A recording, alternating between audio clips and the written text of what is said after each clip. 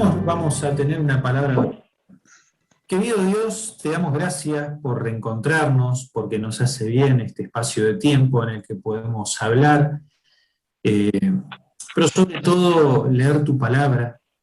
Queremos invitarte esta noche también a que a través del Espíritu Santo nos guíes y que este tema pueda ayudarnos si es que verdaderamente lo estamos necesitando.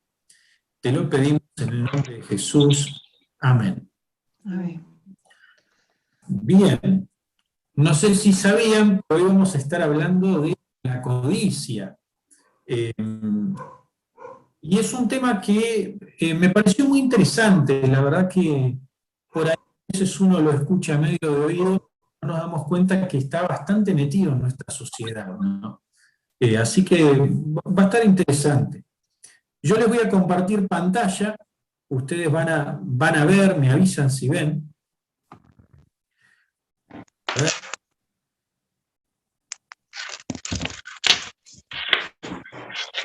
¿Se ve?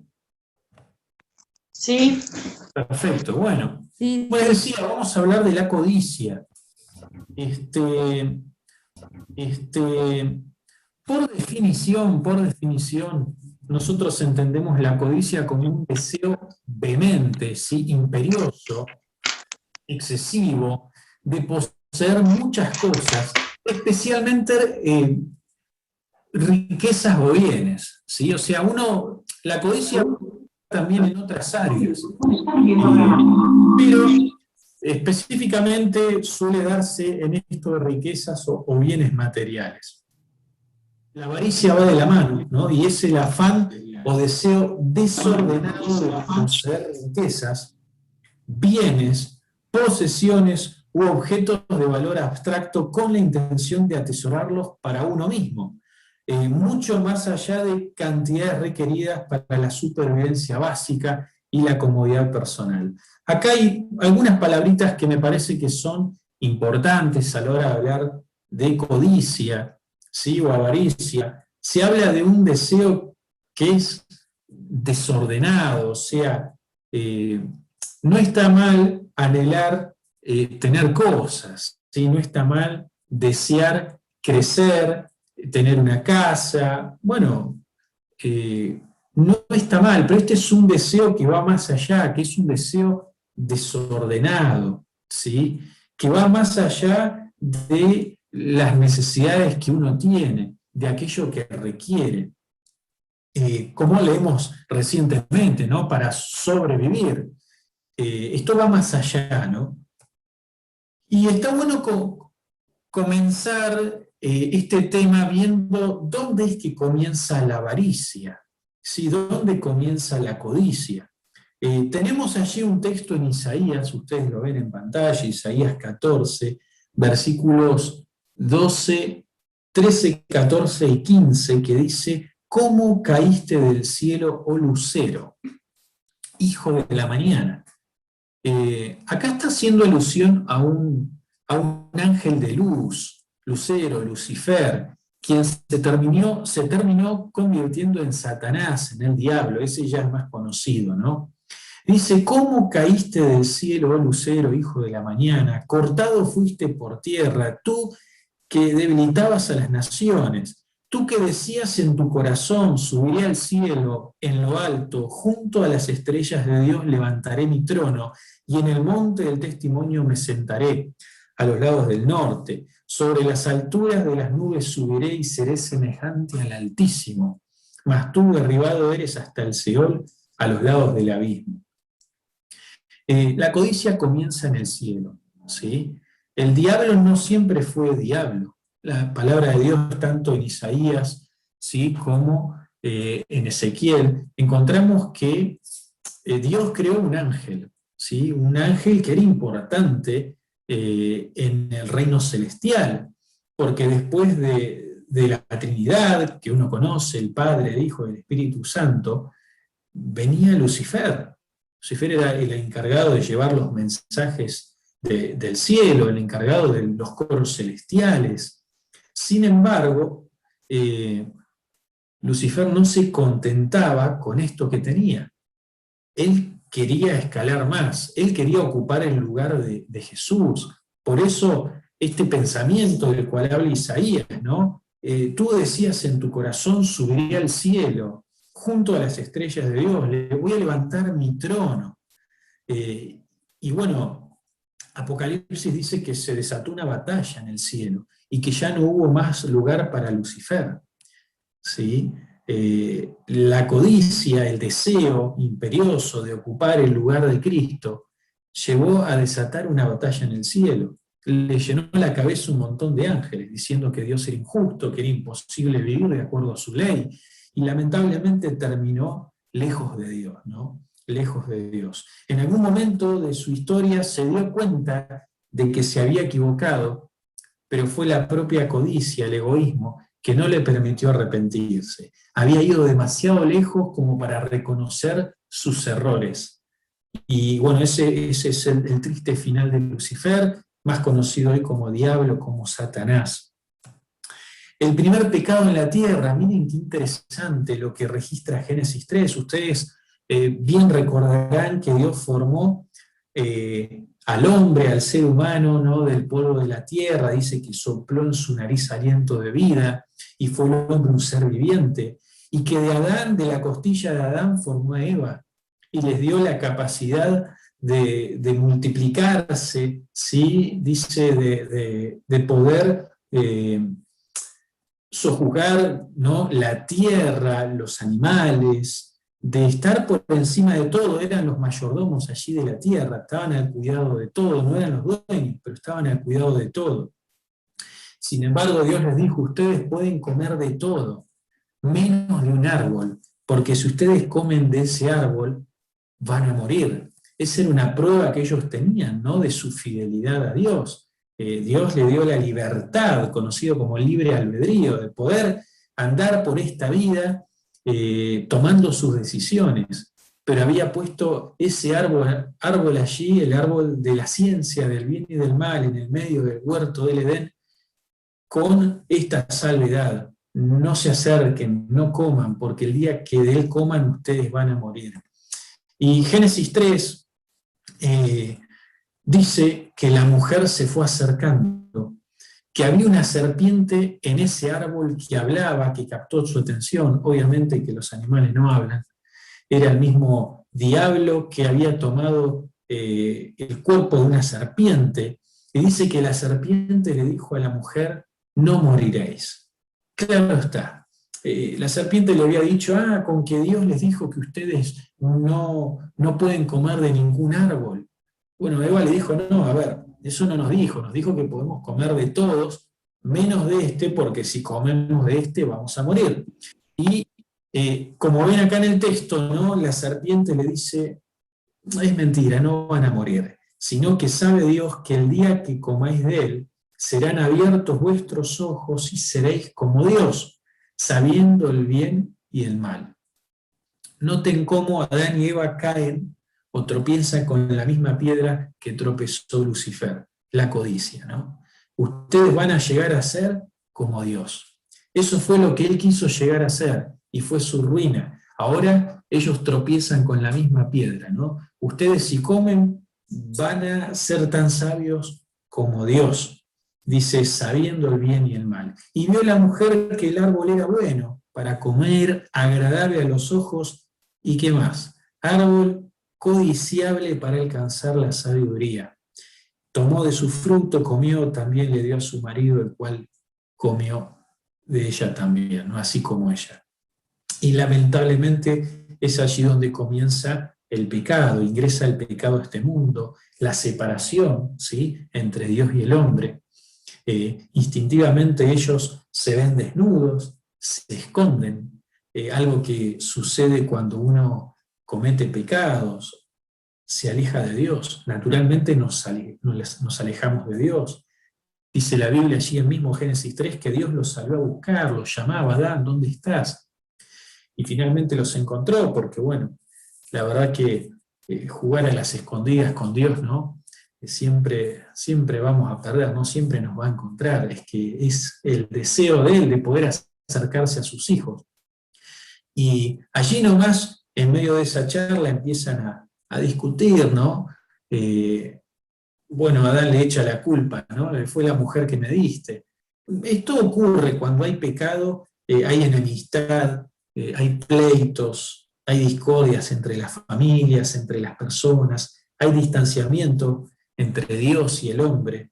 Pero fíjense la raíz del pecado, ¿no? La codicia, el querer llegar a ser como Dios. Y allí comenzó todo, allí comenzó la ruina. Miren, el tema de la codicia es más importante de lo que a veces nos imaginamos, hasta a tal punto que Dios, dentro de los 10 mandamientos, uno de ellos habla de este tema. Dios, el ser humano tiene, miren, miles y miles de leyes, ¿no? Y como se dice el dicho, echa la ley, echa la trampa, ¿no? Tienen que andar constantemente retocando las leyes porque el ser humano siempre le encuentra ahí la vueltita para salirse con la suya, ¿no? Sin embargo, Dios solo requiere 10 cosas, y que si uno las analiza, se da cuenta de que el mundo sería totalmente diferente, ¿no? Si le prestase un poco más atención a todo esto.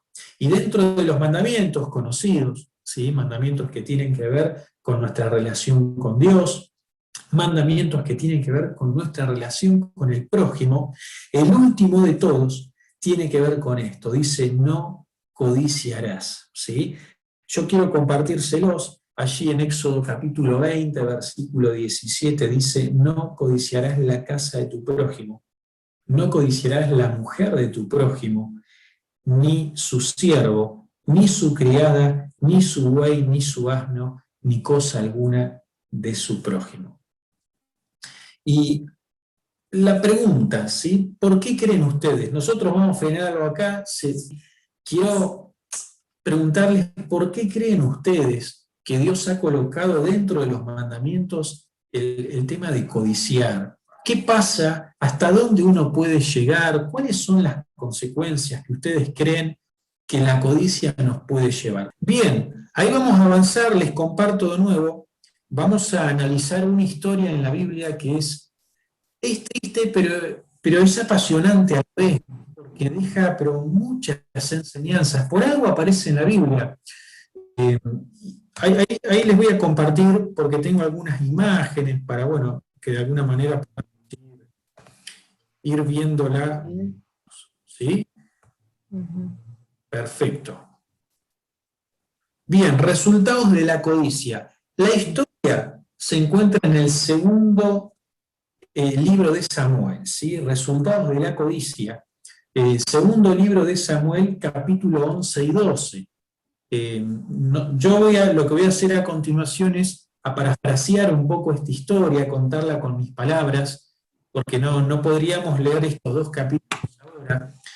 Pero si ustedes tienen a mano una lapicera, anótense esa referencia, lean la historia porque no tiene desperdicio alguno, ¿sí?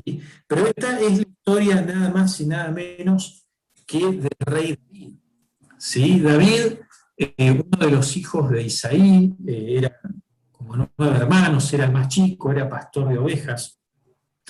David era un hombre sumamente valiente, y el hecho de haber sido pastor de ovejas los había preparado para enfrentar situaciones realmente límite, ¿no? Muchas veces para cuidar de esos corderos tenía que enfrentarse con bestias, con leones, con osos, hasta que una oportunidad, su pueblo, ¿sí? Su pueblo estaba en guerra contra los filisteos, pero hacía mucho tiempo que había un gigante, esta es historia conocida, llamado Goliat, al que no le podían hacer frente. Bueno, la historia dice que David finalmente le hizo frente y lo venció. Allí su vida, ¿no? La figura de David va creciendo hasta llegar a ser ungido como rey de Israel. Nada menos que como rey de Israel. Fueron muchas las batallas en las que participó David y salió victorioso, ¿sí? Fue conquistando reinos y reinos, realmente tierras y tierras. El reino de Israel se hizo sumamente poderoso y rico gracias a la presencia de este rey. Cuenta allí el capítulo 11, ¿sí? Que en una oportunidad, ¿sí? Donde los reyes acompañaban a sus ejércitos en las batallas, por alguna razón David decidió quedarse en su palacio. Podríamos decir que esa falsa seguridad, ¿no? De que ya no hacía falta estar presente porque había logrado tantas victorias, le jugó en contra. Y en el momento que él tendría que haber estado acompañando el ejército, estaba en el palacio y dice que salió allí a la terraza a mirar un poco y de pronto vio una mujer que se estaba bañando. La Biblia dice que era hermosa, una mujer hermosa, a tal punto que deseó esa mujer, le mandó a preguntar por ella, le dijeron que era una mujer casada, sin embargo no le importó. Y cuenta la historia bíblica que él se allegó a esta mujer llamada Betsabé con la mala fortuna de que quedó embarazada. Entonces ahora había un problema en puerta porque, a ver, no había redes sociales en aquellos tiempos, pero el chisme corría y rápido. Y un pecado como este, tarde o temprano iba a salir a la luz, porque obviamente la mujer iba a ir ganando peso, su panza iba a ir creciendo, y el marido estaba en la guerra, ¿sí? Así que, bueno, empezó allí a trabajar David para ver qué podía hacer, ¿no? ¿Qué podía hacer para que nadie descubra lo que había hecho? Y mandó a llamar a su marido, ¿no? Al marido de Betsabé, para tratar de que este hombre durmiese con su esposa y como no había análisis de ADN, que todo quedara como que ese hijo era de Urías, el marido de Betsabé. Sin embargo, David contó con la mala fortuna, entre comillas, ¿no? Porque este tan fiel decidió no ir a su casa, durmió en la puerta del palacio. Es así que, bueno, empezó a perder tiempo, o sea, a ponerse cada vez más nervioso David, porque veía que sus planes no se llevaban a cabo, y la historia dice que en una noche lo invitó a una fiesta David, lo emborrachó a tal punto tratando de que, bueno, este hombre vaya a su casa, finalmente, bueno, pueda acostarse con su señor y todo quede como que ese hijo. Sin embargo, aún en ese estado de ebriedad, Urías durmió, dice, en el palacio del rey. Dice que desesperado David al otro día escribió una carta y se la mandó allí al general del ejército, ¿sí? Para que pongan a Urías al frente de la batalla, la retaguardia y muera, ¿sí? La historia dice que Urías, tan fiel al rey, llevó esa carta sin leerla, ¿sí? Sin leerla, hasta manos del general. Y finalmente pasó lo que esa carta decía, ¿no? Urías murió. Poco tiempo después, David se quedó con esa mujer. Esta es una historia tremenda, ¿sí? Oscura, en las páginas de la vida del rey David. Es una de esas historias que capaz que a uno no le gustaría que la cuenten, pero la Biblia la deja escrita por algún motivo, ¿sí? Para dejarnos mucha enseñanza. Recién allí hablábamos y decíamos que la codicia, el problema de la codicia es que no tiene escrúpulos, ¿sí? Nunca sabemos cuándo vamos a terminar o qué vamos a terminar haciendo en función de aquello que tanto deseamos y anhelamos. Pasado el tiempo, dice la historia que llegó un profeta de Dios llamado Natán y lo visitó a David. Y lo visitó a David. Y le contó un pequeño cuento, ¿no? Diciendo que había un hombre rico que tenía un montón de ovejas, ¿sí? Que un día recibió a un forastero en su casa. Y frente a su casa vivía otro hombre, pobre, que tenía tan solo una ovejita, a la cual la amaba tanto que hasta comía junto con ella, ¿sí? Y finalmente dice que este hombre rico, ¿sí? Para darle de comer al forastero, se cruzó, le sacó la ovejita, la mató y se la dio de comer. Bueno, Natán le dijo, David, ¿qué crees que hay que hacer con este hombre? Y hay que matarlo. porque le sacó lo único que tenía. Bueno, Natán le dijo, tú eres aquel hombre, ¿no? Porque teniendo tantas mujeres como rey que eres, porque tenía esposas, tenía concubinas, fuiste a quitarle la única mujer que tenía Urías, a Betsabé, ¿no? En aquel momento, David se dio cuenta de lo que había hecho, ¿no? Fíjense ustedes, tardó un tiempo, o sea, el pecado lo había comido por dentro, la cabeza. Él no se dio cuenta hasta ese momento lo malo de lo que había hecho, ¿no? Fue allí donde realmente reconoció su error, se arrepintió, Dios lo perdonó, pero bueno, lamentablemente él tuvo que convivir con las consecuencias de esos actos. Perdió mucha credibilidad delante de su familia, de sus hijos. Dios lo perdonó, pero tuvo que convivir con esas consecuencias. Por eso la Biblia nos enseña esto en cuanto a la codicia, ¿no? Como recién decíamos, no tiene límite. Anotamos algunas cosas aquí como resultados de la codicia. No tiene límite en el accionar humano. Normalmente traspasamos la ética, lo correcto, y terminamos haciendo cosas que son inmorales. Hay una sensación de vacío en el presente, ¿no? Es una sensación desagradable en la que nunca nos sentimos cómodos, como que siempre nos falta algo, faltas de saciedad en la vida, ¿no? Genera infelicidad, inseguridad. Pareciera ser que solo vamos a ser felices el día que obtengamos aquello por lo que estamos enloquecidos. Y eso nos hace ser infelices en el tiempo presente. Nos genera ansiedad también, ansiedad por un futuro que no va a llegar. Y que aún así, el día que uno obtenga aquello por lo cual se desvive, se va a dar cuenta de que eso tampoco llena el corazón, ¿no? Reduce la autonomía personal, porque lamentablemente, como un caballo, nos focaliza solo en una parte, ¿sí? Perdiendo de vista lo objetivo, el resto, el entorno. Reduce también la objetividad, la racionalidad, llegamos a tomar decisiones equivocadas, desacertadas. Acrecienta, obviamente, el riesgo del endeudamiento, ¿no? Porque con el afán de obtener aquello somos capaces de meternos en cuotas, ¿no?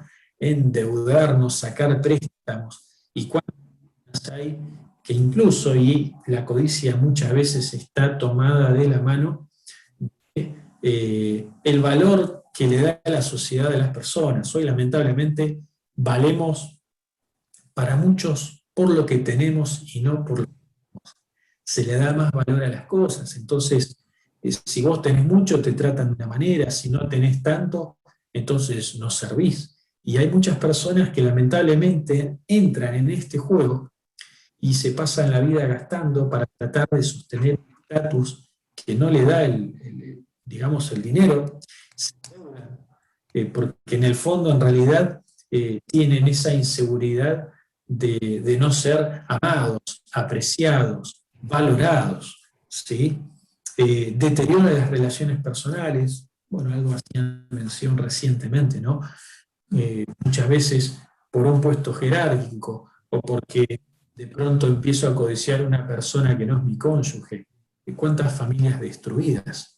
¿Cuántos hijos sufren por estas cuestiones, ¿no? Incluso se puede llevar a la depresión, ¿no? Con todos los síntomas que esto acarrea. Otra de las historias más breves, que la encontramos en el Nuevo Testamento, que tiene que ver también con la codicia, la encontramos en Mateo 19. Yo sí la voy a compartir, total es breve, y encontramos allí, ¿sí? En San Mateo 19, ¿sí? Versículo 16, dice que vino un hombre, un joven, y le dijo: Maestro bueno, ¿qué bien haré para heredar la vida eterna? Esta es una pregunta muy común en aquellos tiempos: ¿qué hay que hacer para salvarse? A lo que Jesús le dijo lo siguiente, ¿sí? Si quieres entrar en la vida, guarda los mandamientos. Entonces el joven le dijo: ¿cuáles? Y Jesús le dijo: no matarás, no adulterarás, no hurtarás, no dirás falso testimonio, honra a tu padre y a tu madre. Bueno, los 10 mandamientos. Y el joven le dijo: bueno, eso lo hago desde que soy chico, pero ¿qué más me falta? Entonces, Jesús, dándose cuenta de que en realidad no estaba viviendo los mandamientos, porque amaba al dinero más que a Dios, y es el primer mandamiento, dice, amarás a Dios por sobre todas las cosas, le dijo, bueno, si quieres ser perfecto, vende todo lo que tienes, dalo a los pobres, y entonces tendrás tesoros en los cielos, ven y sígueme. Dice el versículo 22, el último, que oyendo el joven esta palabra se fue triste de muchas posesiones. A mí me llama la atención el último texto, ¿no? Se fue triste porque tenía muchas posesiones. Así como se puede ir triste porque tiene muchas posesiones. Bueno, por el costo, ¿no?, de la salvación. Él tomó la decisión, la avaricia, la codicia, el hecho de querer tener cada día más, lamentablemente lo llevó a la perdición. Y si hay algo que tenemos que entender es que la codicia no nos hace felices, ni en el presente, ni mucho menos en el futuro. San Marcos 8:36 dice, ¿de qué sirve al hombre ganar el mundo entero si pierde la vida? ¿Sí? ¿Qué sentido tiene estar detrás de todas las cosas que este mundo te ofrece? Correr como locos, trabajar horas y horas, para que finalmente no nos va a salvar. Primera carta de Timoteo 6, versículo 10 dice, porque el amor al dinero es la raíz de todos los males. Y hay quienes por codicia se han desviado de la fe y han causado terribles sufrimientos. Guarda con esto de la codicia, ¿no? Guarda con esto de desear vehementemente aquellas cosas que finalmente no nos son gratificantes, no nos llenan el corazón. El último texto, ¿sí?, antes de pasar a algunos tips pequeños, es un consejo de Jesús, ¿no?, que dice, no amontonen riquezas aquí en la tierra, donde la polilla destruye y las cosas se echan a perder, y donde los ladrones entran a robar, más bien amontonen riquezas en el cielo, donde la polilla no destruye ni las cosas se echan a perder, ni los ladrones entran a robar. Obviamente que esas riquezas en el cielo no tienen que ver con las cosas pasajeras de este mundo. Jesús dice, dejen de mirar tanto las cosas en este mundo, pongan su vista en las cosas del cielo. ¿Sí? La palabra de Dios nos enseña que Jesús está pronto a volver y que nosotros tenemos que prepararnos. Guarda con perder el tiempo con aquello que no tiene tanto valor. Guarda con llegar un día a darnos cuenta que se nos ha ido la vida con aquello que realmente no es valioso a los ojos de Dios. ¿Cómo evitar superar la codicia? Bueno, hay por lo menos 5 consejitos. Practicar el ejercicio de la gratitud. ¿Sí? No espaciarnos en todo aquello que no tenemos, sino agradecer a Dios por todo lo que tenemos. Agradecer a Dios por la salud, valorar la salud, valorar aquel que tenemos al lado. Las cosas que tenemos, por mínimas que sean, son más que suficientes. Practicar esto del ejercicio de la gratitud, ¿no? Hay incluso psicólogos que hablan acerca del valor de la gratitud. Cada día agradecer por 3 cosas. Espaciar la mente en cosas positivas. A veces somos muy negativos, ¿no? Siempre estamos preocupados por lo que no tenemos, por lo que teníamos y dejamos de tener. Practicar este ejercicio, ¿no?, de la gratitud. Bueno, pero tengo esto. Bueno, pero tengo que estar contento porque tengo esto. Puedo caminar. Cosas simples que uno dice, bueno, pues todo el mundo camina. No, todo el mundo no. Ustedes, si se ponen a ver, van a tener más de lo que se imaginan si empiezan a practicar esto de la gratitud, ¿no? Revisar la escala de valores y los objetivos, saber atrás de qué estamos corriendo. ¿Sí? ¿Vale la pena? ¿Vale la pena volverme loco por eso? ¿Qué quiero cambiar? Quiero mejorar esto, pero a ver, ¿qué es lo más valioso? Porque a veces no nos damos cuenta y la sociedad nos lleva puesto. La inercia del consumismo, del materialismo, nos lleva puesto.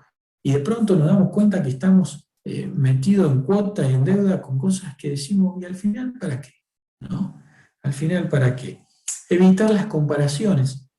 Mirá, si te vas a comparar, compárate con vos mismo. Sí, no con el vecino, con la vecina, con algún familiar. No sirve absolutamente para nada. ¿sí? Siempre va a haber mejores personas y peores, ¿sí? En función de aquello que uno quiera comparar. Así que si buscamos alguna comparación, bueno, que sea con uno mismo, ¿sí? A la manera de ir creciendo. Ejercer el altruismo. No sé si conocéis qué es el altruismo, pero es el trabajo desinteresado por el otro. Es difícil, ¿no? Porque mayormente cuando uno ayuda, después espera algo a cambio, ¿no? Mínimo, gracias. Pero el altruismo tiene que ver con esto, con descentrar la mirada del yo y preocuparme por el otro y a ver cómo lo puedo ayudar, de qué manera me puedo brindar. Vas a ver que en la medida que vos estés preocupado por el otro, vas a estar explayándote menos en tus problemas y en lo que te falta, ¿sí? Y finalmente, no, pida a Dios lo justo y lo necesario. Eh, Pidamos ayuda a Dios en esto, ¿no? Para que podamos ser centrados, objetivos, y no perder la cabeza en aquello que realmente no tiene valor o que quizás no va a hacer la diferencia en nuestra vida. Así que bueno, este es el tema de la codicia. No sé cuán cerca o cuán lejos estamos de todo esto, si nos está afectando o no.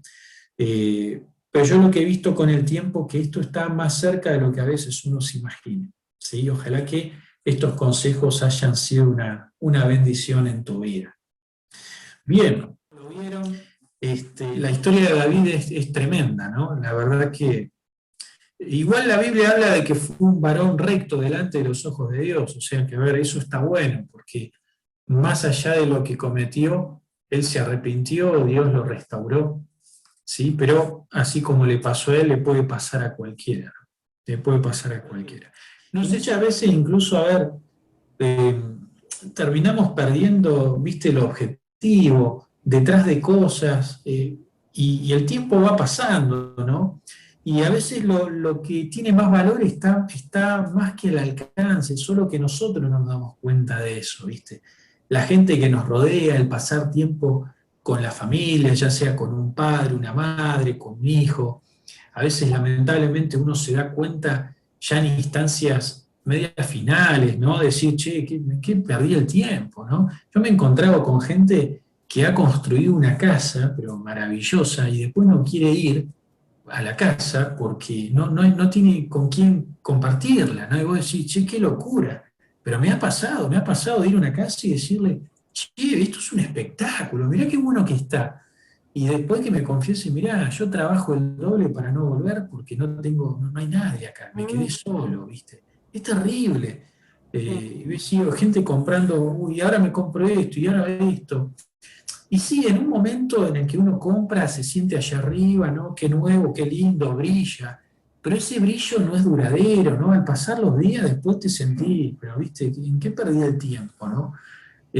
Por eso es importante esto de cada día, tratar de valorar un poco lo que estamos haciendo, establecer nuestros objetivos, qué es lo que quiero hacer, a dónde quiero llegar, estoy dedicando el tiempo a lo que tiene valor o no. Porque es muy fácil enredarnos. Incluso leía cuando preparaba este tema, eh, que toda la gente que trabaja ahí en el área de marketing, que trabaja en propagandas, conoce esto del ser humano, sabe de lo que es la codicia, y entonces tratan de vendértelo de una manera para que vos sientas una necesidad de obtenerlo y vayas detrás hasta que lo obtengas. Entonces, muchas veces caemos en esa trampa, ¿no? Y- y hoy por hoy, incluso, a ver, sin ir más lejos, es muy interesante cómo vos buscaste algo y de pronto te vas a las redes sociales y ya te aparece ahí, ¿no? Para que lo compre. Hasta tengo amigos que no sé cómo, pero están hablando de algo y al otro día le aparecen propaganda de lo que hablaron. O sea que es tremendo cómo nosotros estamos bombardeados con esto del consumismo, ¿no? Y muchas veces quedamos atrapados. Siempre terminamos con una oración. Querido Dios, gracias te damos por este momento de reflexión, porque, bueno, en la Biblia nos dan muchos consejos sobre un tema que está latente en nuestra sociedad, quizás hasta en nuestra vida, pero muchas veces oculto, sin darnos cuenta del daño que nos hace.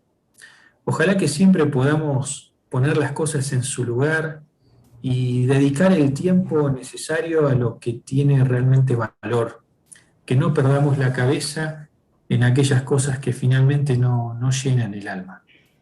Bendice, Señor, a las chicas, acompáñalas en sus vidas, te las pedimos, Señor, todo, sin merecerlo en el nombre de Jesús. Amén. Amén.